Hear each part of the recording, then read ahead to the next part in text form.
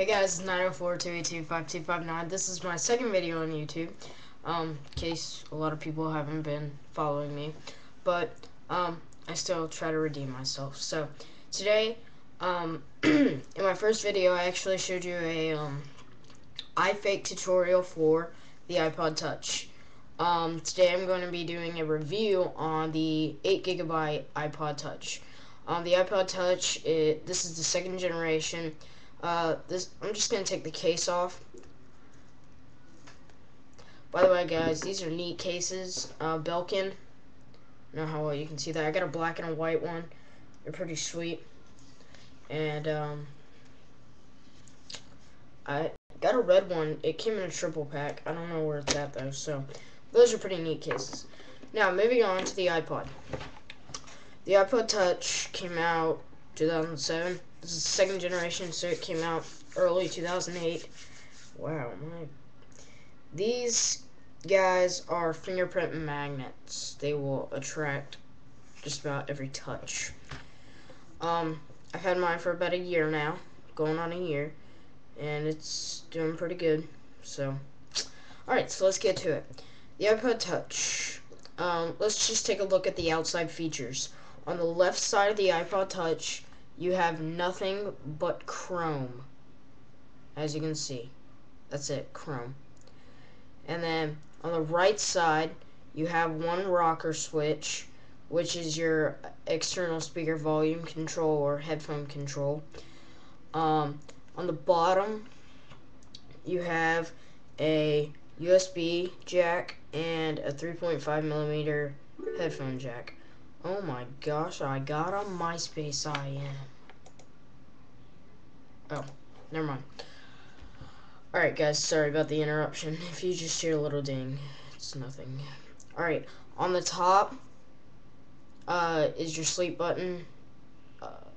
Unlike the iPhone, the iPod Touch has its sleep button on the right side of the top and the headphone jack at the bottom. So, just to let y'all know in case y'all don't have an iPod Touch and looking to get one, don't get confused. On the back, you have a Apple logo, iPod, and you have the capacity size, the serial number, the designed and by California, assembled in China, model number, all that good stuff. Oh, and also on the back you have your Wi-Fi pad to detect Wi-Fi connections. Alright, so let's get started. Oh, and by the way, on the front you have a if I'm not mistaken, 3x5 layout screen, widescreen. Your home button, of course, which brings it up. So let's get started. You click either the sleep button or the home button and slide to unlock, and you bring up your iPod.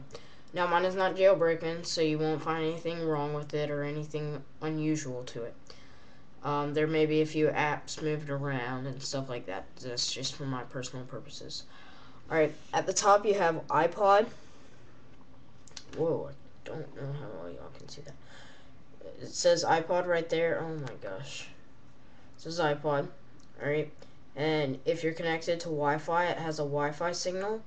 And then your time and AM or PM, Bluetooth, or sometimes it'll have an alarm clock thing right there to show that you're connected to either Bluetooth or have an alarm clock on. And then, of course, your battery power right there. Alright, mail is pretty simple. You get, if you're connected to Wi-Fi, you set up your mail account through your iPod Touch, and you will get mail sent to your iPod. As you can see, I've got two emails right there. I don't know how well you can see that, but I have two emails right there. So, and then you can press the home button. Calendar pretty much shows you can add events, stuff like that. Look at what the date is if you need to, really. And I believe it goes up to 2062, which I don't think you're going to be lasting that. This thing is going to be lasting that long, but it could. Your photos, you sync photos or save photos from your iPod, just like this. If you take a picture, it'll save it directly to your photo album. So that I thought was neat. Your contacts is basically a list of the contacts that you either sync from your computer or import directly. Some of these you can easily just press add and type in, or if you have an email account that you would like to sync your contacts to, you can sync your contacts from your computer straight to the iPod. YouTube, that's pretty self-explanatory. It's the YouTube application. If you're connected to Wi-Fi, you can look at all the featured, most viewed. You can search your own videos, have your favorites. You can even access, if you have a YouTube account, you can access your YouTube account from that application. Stocks, I'm not really that young to get into all that, so I'm not going to get into stocks, but there's a stocks app if you're really worried. Maps, this can come in handy. Instead of having to search through MapQuest on the internet, you can just go directly to your iPod. Of course, you will have to have a Wi-Fi connection to access the Maps app, or not access it, but to read and let it access information. Weather, I'm kind of going fast, guys, because it's kind of I'm cutting down on time, but weather basically gives you the high, low, and the forecast and a little picture of what the weather will be like. Voice memos, if you have a microphone or the headphones that have the microphone, you can record a voice memo. Of course, I don't have my headphones hooked up right now, so it's not going to work. And if you have a grocery list, instead of writing it down, you can just record it and listen to it later. Notes, that's pretty self-explanatory. You can write down notes, take notes instead of writing them on pen and paper during a meeting. You can easily just type them in right here if your boss or something will let you. A clock can come in handy. You have a world clock, which I don't really get, but you have an alarm clock, a stopwatch, and a timer. So if you're baking, don't set the timer on the oven, set it on that, on your iPod. Calculator is cool. You have a standard calculator and a scientific, if I'm not mistaken. Yes, a scientific calculator. I was surprised to see that this did not come with a constructive calculator, but who knows. I think they did add that to the iPod Touch 3G. I'm not too sure. Settings, of course, all your regular settings. You have your Wi-Fi in there, your push notifications, brightness, general music, videos, photos, store, and if you have applications that require settings to be modified in the settings application, you can easily access those settings through that. The App Store, that's basically the App Store.